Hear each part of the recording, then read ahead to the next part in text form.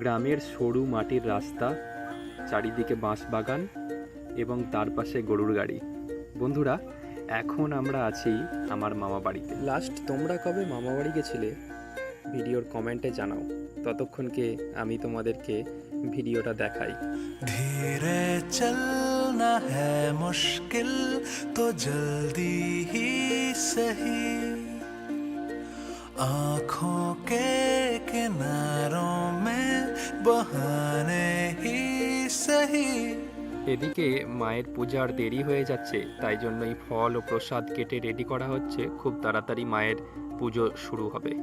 মন্দিরে মা শীতলা, কালী ও মনসা দেবীর আবির্ভাব আছেন এবং ওনারা খুবই জাগ্রত। মায়ের এই পুজো দেখতে আত্মীয় স্বজনদের ভিড় জমেছে সবার পরিবারে। পুজো ও সাংস্কৃতিক অনুষ্ঠান নিয়ে 3 দিনের মামাবাড়ি ট্যুর বেশ ভালোই লাগলো। দেখা হচ্ছে পরের ভিডিওতে, ভালো থাকবেন।